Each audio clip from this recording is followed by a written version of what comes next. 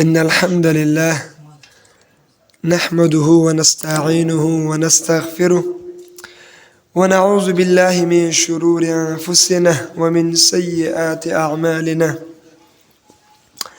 من يهده الله فلا مضل له ومن يضلله فلا هادي له. أشهد أن لا إله إلا الله وحده لا شريك له وأشهد أن محمدا عبده ورسوله. أما بعد،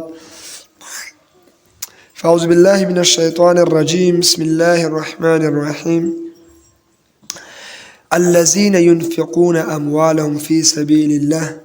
ثم لا يتبعون ما أنفقوا منا ولا أذى لهم أجرهم عند ربهم ولا خوف عليهم ولا هم يحزنون. وقال سبحانه وتعالى في موضع آخر: إن الله وملائكته يصلون على النبي يا أيها الذين آمنوا صلوا عليه وسلموا تسليما. تودر شرك اللهم صل على محمد كما صليت على إبراهيم وعلى آل إبراهيم. اللهم بارك على محمد وعلى آل محمد كما باركت على إبراهيم وعلى آل إبراهيم إنك حميد مجيد. رب اشرح لي صدري ويسر لي أمري واحلل عقدة من لساني يفقه قولي. ربي زدني علما. په دغه آیتونو د سورة البقرې کې چې آیات نمبر 262 د دې نه مخکې آیتونو کې 1 په دې آیتونو کې انفاق فی سبیل الله ذکر کېده. انفاق فی سبیل الله پوره تعریف موږ وکړ چې انفاق فی سبیل الله څه ته وایي او اصل انفاق فی سبیل الله څه ده. قولونه چې علامه قرطبي تفسیر رازی او البحر المحیط تفسیر ذکر کړیو، نو په دې ټولو کې دا خبره موږ ذکر کړه. خلاصه دا وه چې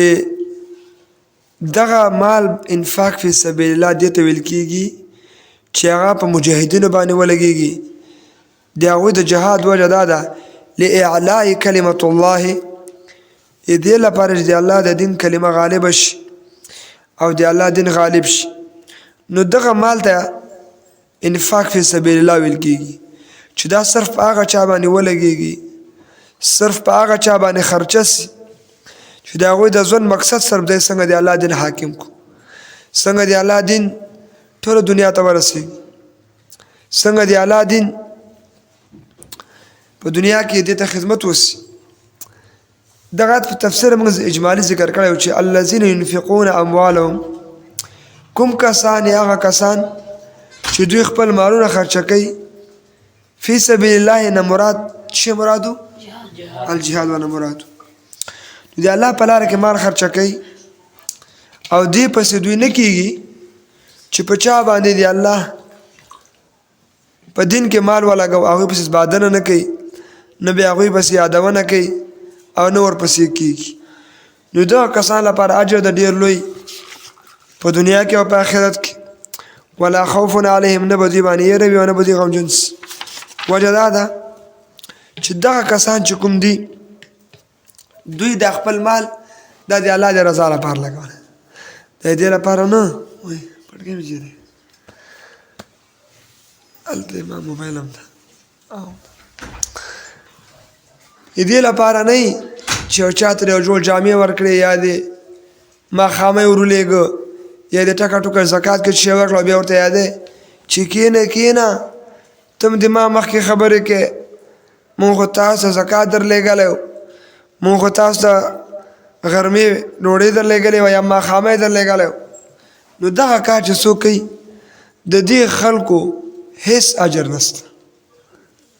د راکاري لپاره مال لګول، هغه پسې بادنه کول،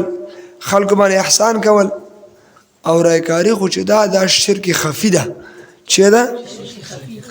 شرک خفي دې ته ویل کېږي. ځان پوه کړي، یو شرک اکبر ده بل اصغر ده، یو شرک جلی ده بل شرک خفي ده. شرک خفي ده چې شرک ده خفي ذکر ده چې مفتی په فتوا نشي لګوي، چې نشي کوي عالم او محدث او فقها په فتوا نشي لګوي. شرک ده، شرک خو شک نسته ځکه نبی علیه السلام ورته شرک ویلي په دې باندې ځان پوهېږي دا ډېره ضروري مسله ده ګوره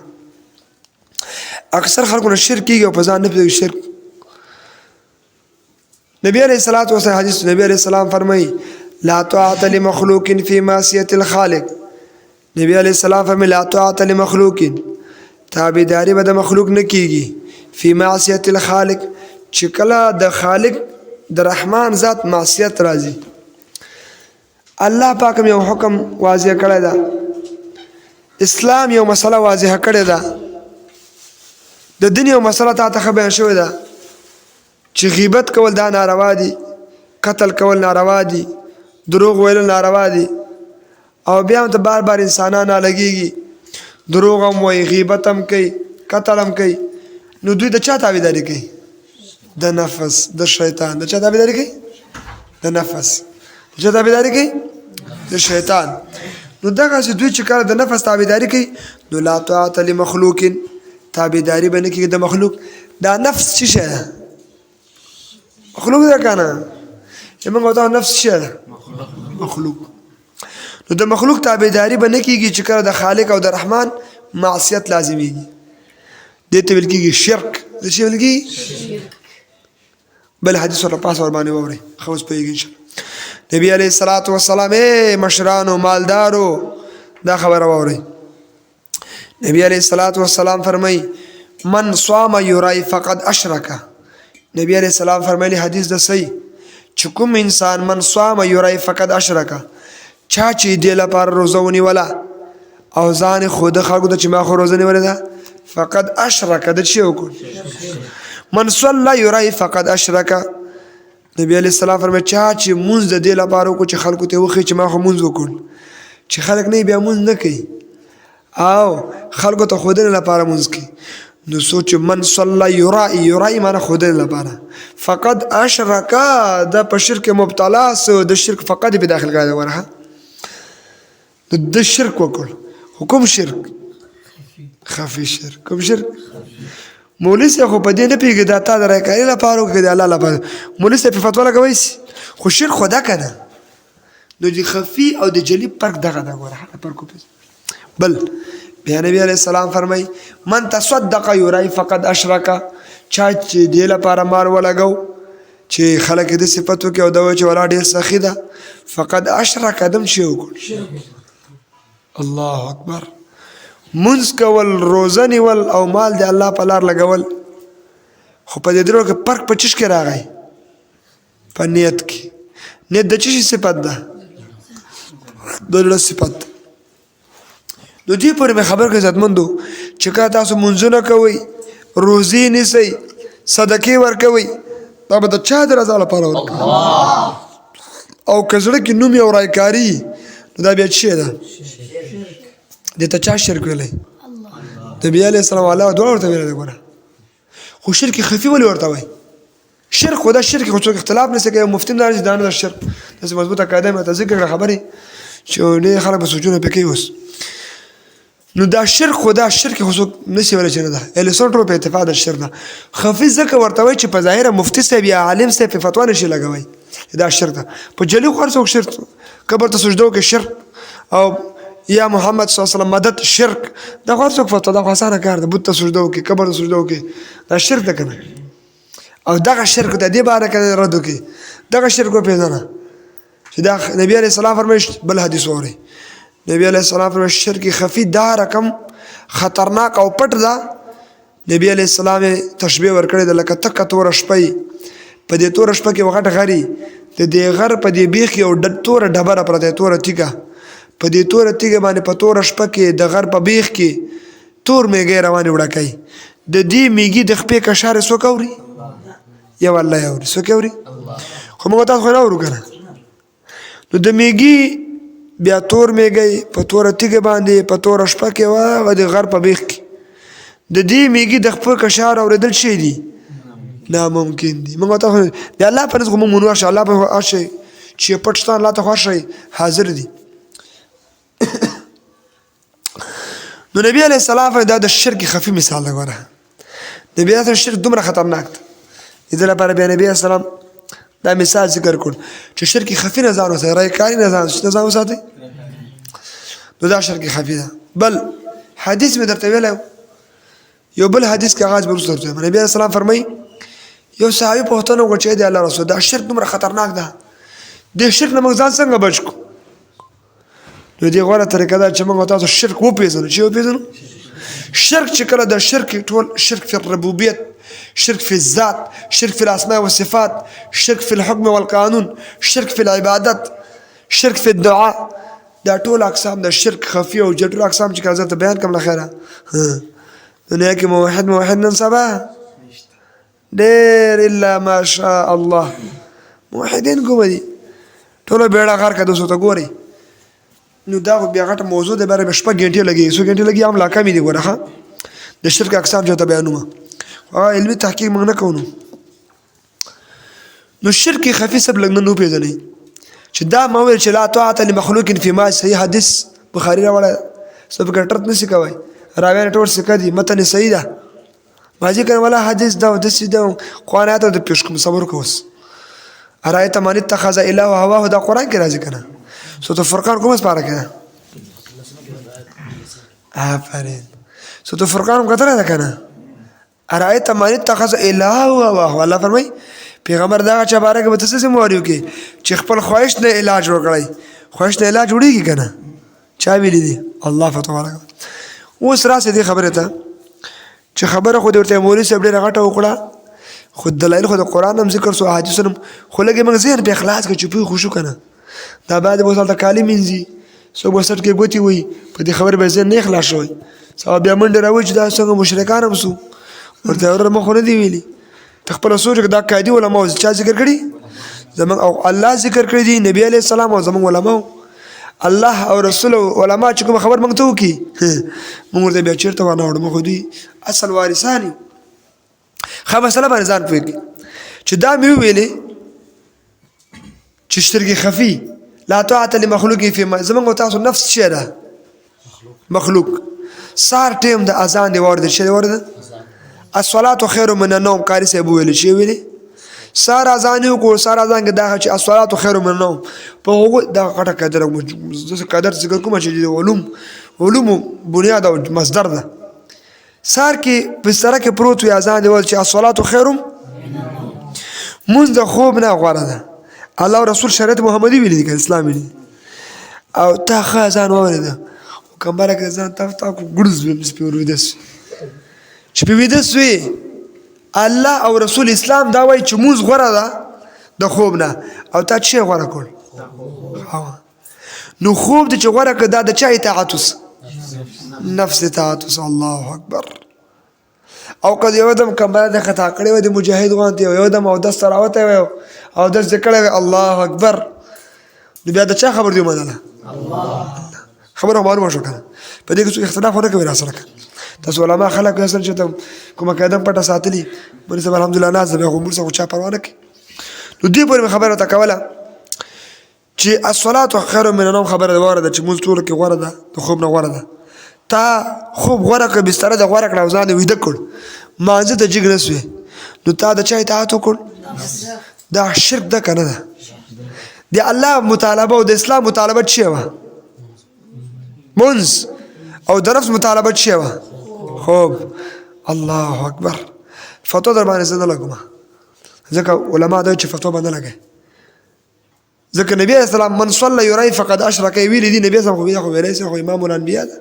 مخوړه کې خلک کو فتوا لګم بیا به خلک چې فتوا ولا غواله او دا خو بیا غیر په قاعده نه پیږي چې قاعده ورته بیانې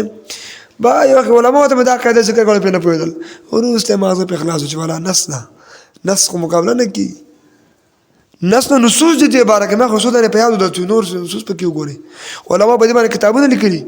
شیخ الاسلام په دې باندې الایمان یو کتاب لیکلی دا خبره به د سر رد کړی د ستوره را باسل ده چې څوک عمل نه کوي هغه چې دا ایمان خره وره ایمان نه سمانه بجګر خبره خاصه بس مونږه لګي اوس بس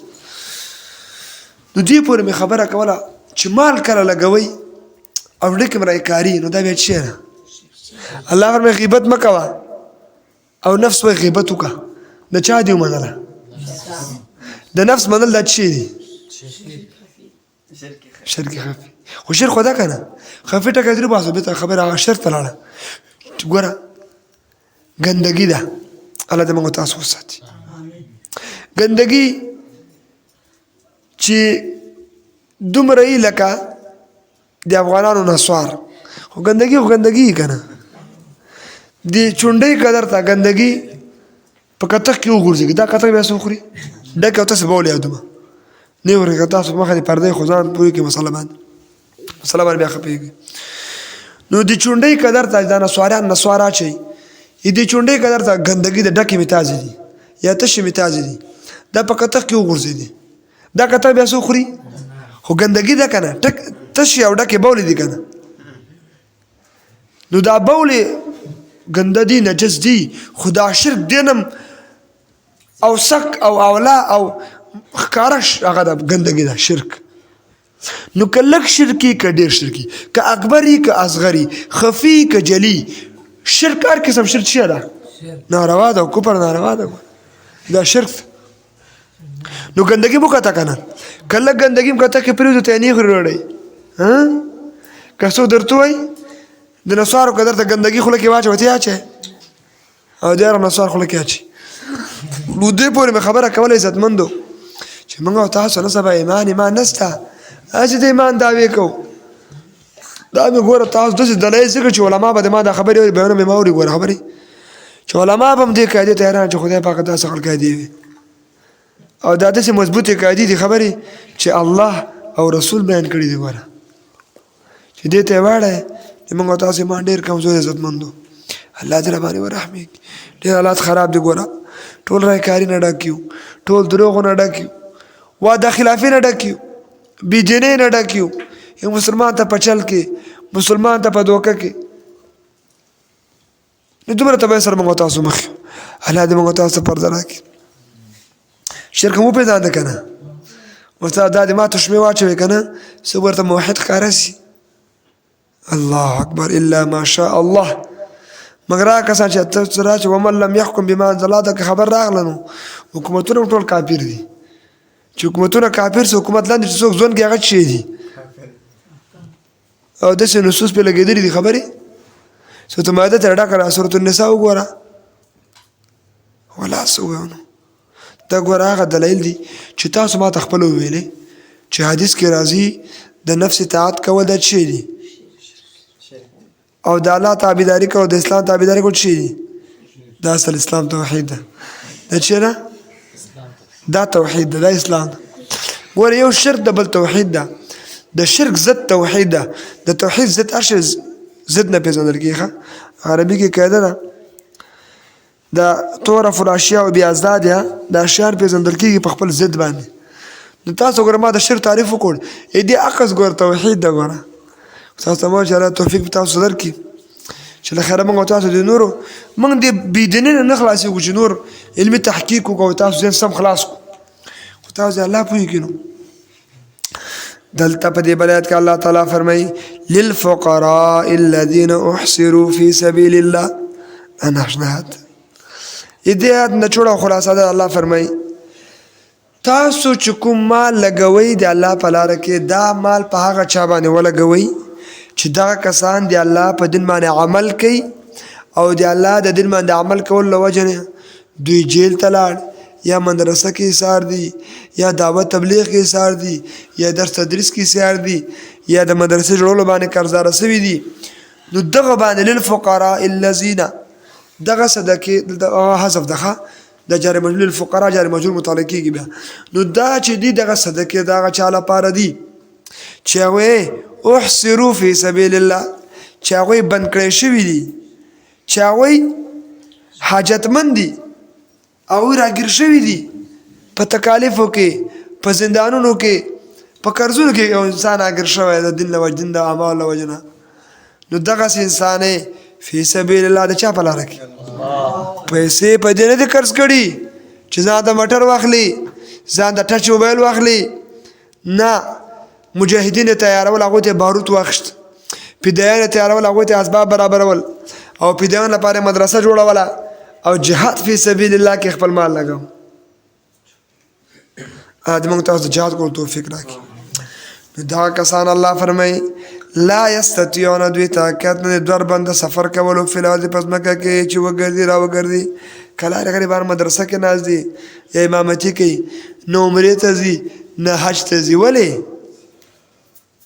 پیسې نشته کنه یحسبهم ګمان کې په دې باندې الجاهل دا کمکل انسان اغنیا اجمالدار دي من التعفف د وجه د نس سوال کولونه نو دا ایمان نه مگر مؤمنانو سره چا سره مؤمنان هغه خلق دي چې دوی هیڅ کله چا نه سوال نه کوي الا ډېر سخت حالت کې راشي بیا چاته چکر سره راکړي چې راک الله اکبر الله دې موږ تاسو فکر نه وساتي الله دې موږ تاسو قرضاري نه وساتي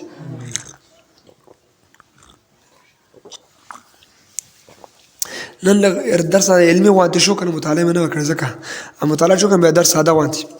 خبره بل خواله خو زه خیر نو د دې اتونو خلاصه دا وره دې خلاصه دا ده چې د مال پاغه چا باندې لګوي چې هغه ته معلومه چې د دین خدمت کوي او دین مقصود ده او دین محبوب ده او دین مطلوب ده نو دغه بیا فی سبیل الله ده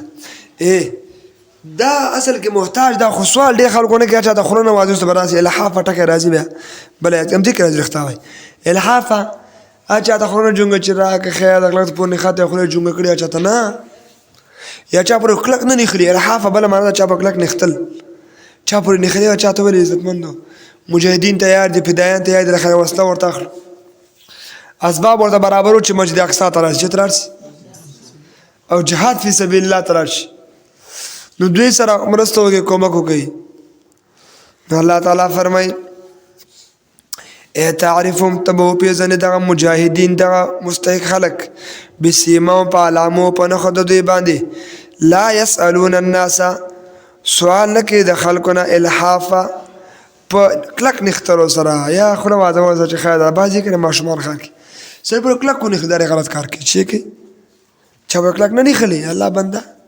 چا چې درک کنه روز رسان څوک ده الله دې به خیال نه کېدش کې کلک ته پرونه نخلي موږ مهران کی وما تنفقون وما تنفقوا چکم خرچه کوي تاسو کوم شی وما موصوله که وما تنفقوا چې خرچه کوي تاسو من خیر د حلال مالنا خیر نه مراد شه الله اکبر قرطبي او علماني ذکر کړی دي کنه فإن الله بكشك الله تعالی به پیغمبر علیمون پوی الله پیغمبر شه الله غربانی پوی دلته دغه آیات للفقراء الذين احصروا في سبيل الله دغه راخشته د علامه الوسی رحم الله په روح المانی کې هغه دا خبره ذکر کوي چې دغه آیات چې دا د اصحاب صفه مبارک ده اصحاب صفه چې کوم صحابه دا ډیر نیک خلک دوی د ځن مقصد هم دا چې شپه ورځ به دوی ناستو او دغه اصحاب صفه چې علامه روح المانی ذکر کړی دی علامه الوسی په تفسیر المانی کې دا 300 یا څه د پاسه 300 کسانو اصحاب صفه ابو هريره پکې او د نور صحابه پکې دوی به د جماعت په توچره باندې ناستو او د الله دین مې نبی صلی الله علیه وسلم زکاو جهاد ته بدله سریاګانو ته بدله نو دا ډېر اوچت خلک نو الله پاک فرمایي چې دا ډېر مستحق دي اصحاب صفه والا طالبین د نبی صلی الله علیه وسلم مدرسې شاګردانو کوم مدرسې شاګردانو دا به کله زیاتو 300 نه کله به کم خو دوی شپورس کار چی شو دین اسلام چی ګرځیدل مقصود محبوب مطلوب الله دې موږ تاسو اسلام مقصود او محبوب او مطلوب وکړو نو دې پورې خبر علماء کرامو چې دغه اصحاب صفه والا به بارک دې نازل شو چې الله فرمایي تاسو اصحاب صفه والا باندې پیسې ولګوي خو به آیات عام د کتاب الله نه شته ده نه په زمانه کې د قوانین جاری کیږي په زمانه کې شي یا یا بل قول دا علامه تفسیر جلالین ذکر کړی جلال الدین سیوطی رحمه الله چې حبسوا انفسهم على الجهاد دوی منشوي دي د دینه چې دنیا وګټي یا کاروبار وکي یا بچی ډیر کی د دین دوی منشوي دي چې دنیا وګټي په دین کې مصروف دي کنه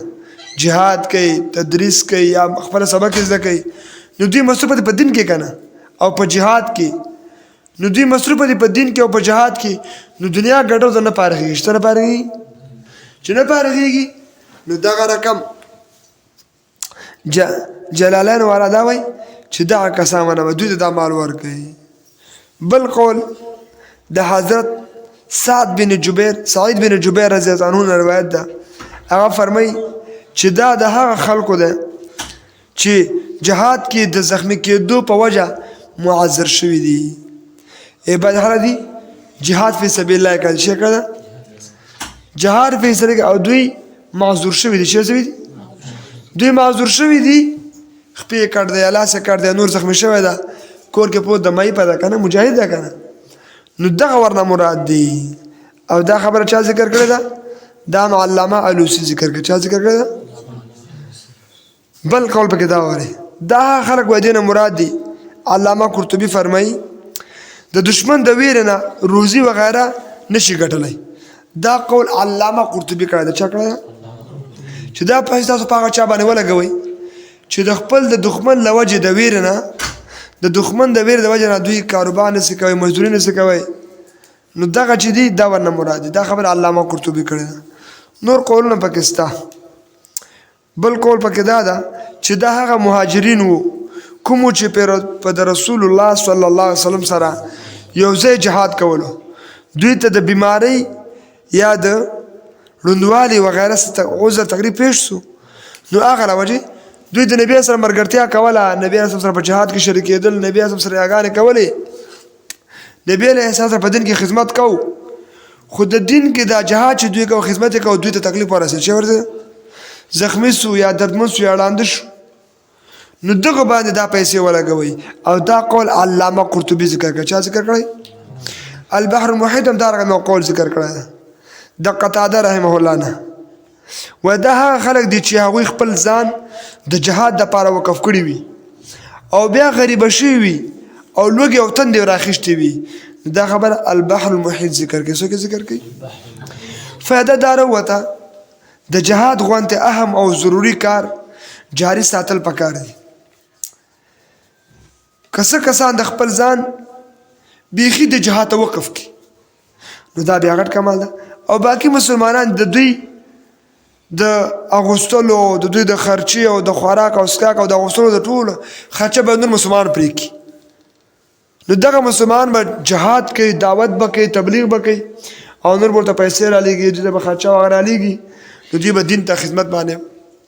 پورا فارغ شي دین ته به خدمت وکړي. نو دی کې ترغیب ورکوي چاته مالدار خلکو ته چاته مالدار خلکو دنیا پرست خلکو ته چې شپه ورځ دنیا ته کار ویلی ده او دنیا پسې لیوني دي چې لیوني دي دنیا ټوله دنیا لیونې کړې ده نن سبا مال او دولت شی لیونې کړې ده نن سبا. الله دې موږ تاسو د مال فتنو نه وساتي الله دې موږ تاسو د مال او د دولت فتنې نه وساتي الله دې موږ تاسو د اولاد فتنې نه وساتي الله دې موږ تاسو د نیټو فتنو نه وساتي الله دې موږ تاسو د نیټ فتنو نه وساتي الله دې موږ تاسو د سستۍ فتنو نه وساتي یا الله موږ د هر قسم فتنو نه وساتي. درود شریف اللهم صل علی محمد وعلى ال محمد كما صليت على ابراهيم وعلى ال ابراهيم انك حميد مجيد.